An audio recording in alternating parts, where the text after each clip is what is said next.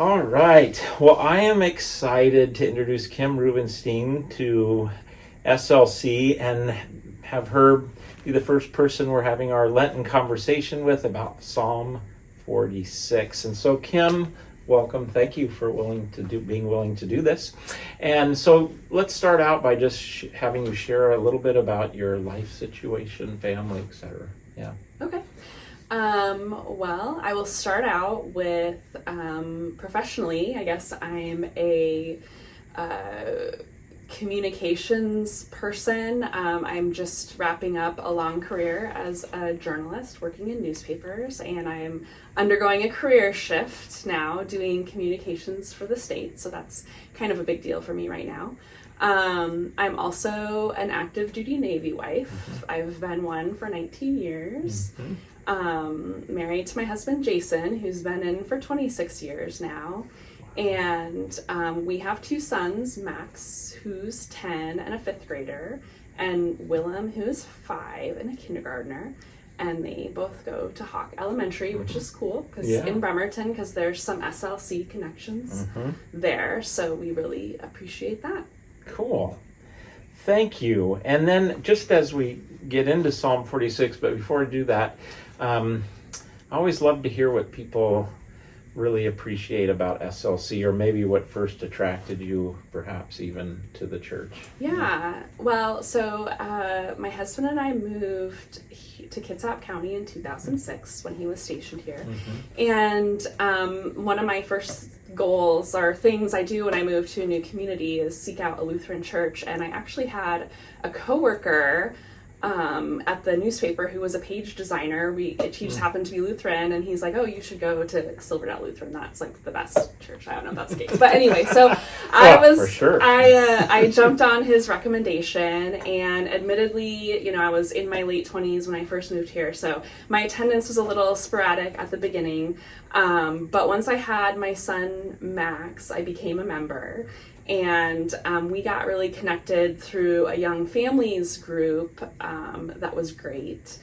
And so we've really appreciated all of the family opportunities here. My husband and I took kind of the precursor to the marriage course, and family camp is really important to our family. And we have a lot of amazing memories at Luther Haven that we continue to build on now that Max is the age of all church camp and stuff like that. So, and I will just say that I love the education at SLC. Like my kids are really connected in and have strong bonds with the Sunday school teachers here. And I appreciate the adult education opportunities. I feel like I'm still catching up on my Lutheranism and learning the theology, and it, definitely keeps me coming back to learn more every week. Really cool. Thank you for that. That's exciting. So we're working on Psalm 46 here. Justin's written a new Compline Vesper service that we're doing based on Psalm 46. And so maybe the first question I'd love to hear you reflect a little bit on is that first part. God is a very present help in trouble. How does that land for you, or what does that make you think about, or how do you see that happening perhaps? Yeah. Well, it's interesting. I feel like this maybe conversation was preordained because I've had sort of like a revelation over the ever-present aspect of God lately as I've been going through this career change.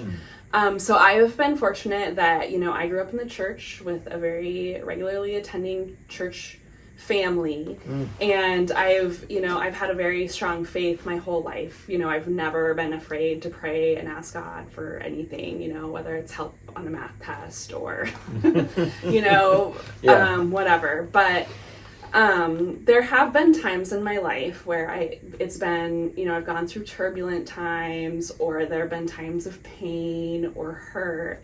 And I've kind of wanted that like thunderbolt moment, like God just like reach down, like I'm in pain right now. I don't know what to do. Just like tell me already. Yeah. And, like that, sometimes that hurting feeling can make God feel very distant because, it's like, help me right now. But as I've like thought about that and sort of matured in my faith a little bit, I realized that, you know, God acts in sort of a million like little ways. And that like recently, you know, as I've wondering about whether I'm on the right path, I've realized that my prayer should be like, okay, if I'm not walking in the right direction, just kind of turn me to be in the direction that I should be going. And I feel like that prayer is a lot more powerful than like, show me that you exist right now. Yeah.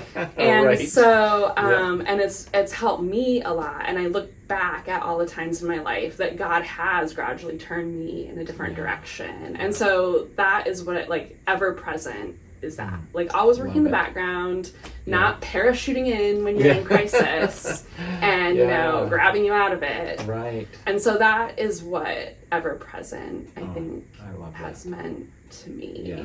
I love that. Yeah. In the trouble. It doesn't say gets you out of the trouble. Yeah. God is in the trouble. Yep. And that's really beautiful. I love the way you said that. No, really helpful. Really helpful. The other part towards the end of the psalm is be still and know that I am God. And that's always really struck me. Like, how do I be still and let that happen? And I don't know, how do you have some thoughts on that? So yeah, I do actually. So being a mom of, you know, two boys who's, you know, like working and trying to keep up with their activities, like there is no stillness in life. Yes. And in the past year, it's been odd. I've dealt with a lot of insomnia, which seems strange because like I'm always like, as a mom of two children, I used to be able to like fall asleep whenever, wherever, you know, just give me the opportunity. And it's, for some reason, this is like a relatively new thing. And a lot of it was just waking up in the middle of the night with a lot of anxiety, tossing and turning, worrying about, you know, and I was trying melatonin and all of the supplements. And then for some reason, one night I decided like I have so many people around me hurting. Like I have a lot of people my age who are dealing with cancer, who are going through divorces right now, who've lost loved ones. And or just dealing with so many heavy things. And so one night I just decided like, you know, instead of like worrying or instead of counting sheep, like I'm just going to start praying for people because I have this time, here I am.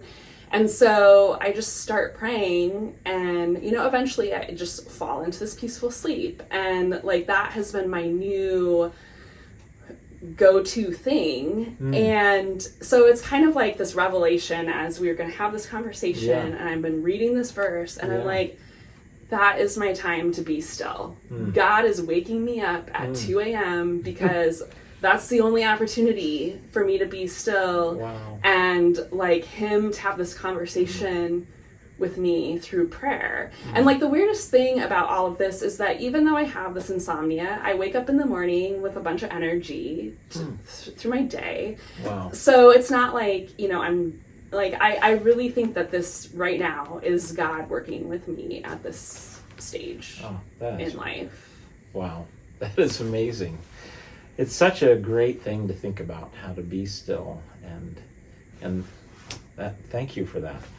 I'm going to be pondering that when I wake up in the middle. Yeah, it's a good time. Yeah, absolutely. Because as a busy mom and working inside, outside the home, inside, and family, everything, that's perfect. Because I think everybody struggles with that. So, any other thoughts about this psalm? Anything that jumps out at you? Because those are really helpful. Yeah, so you know, thinking about this discussion, I just decided to take a read through the whole, you know, 46, 1 through 11 to see what stuck out at me.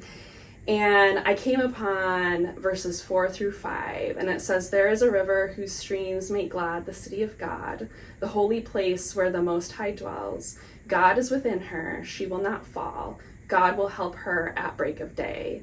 And I was like, wow, that, I mean, first of all, it's like, you know, the river is personified as a woman. And so, you know, that really spoke to me. You know, obviously there's historical meaning behind this psalm as this, you know, the power of the city, and, you know, God powering it. But that really spoke to me as like, you know, God strengthening me being the river, you know, and the strength is kind of imbued. And then it was kind of, as I was thinking about this insomnia thing, it said, God will help her at break of day. And so, be still, wake up. God is with me, and he will help me through all the troubles. And I never noticed that part of the verse before, so I never thought about it that way, and that is so cool, because actually there's a spot in John where Jesus says that we as believers will be springs of living water, So, wow. Kim, thank you so much. Thanks for helping us think about this psalm and for sharing some of your story. Yeah, I think the world of you and your whole family. So, thanks. Thanks be to God. Be still and know that I am God, the Lord says. And we'll keep doing that in these 40 days.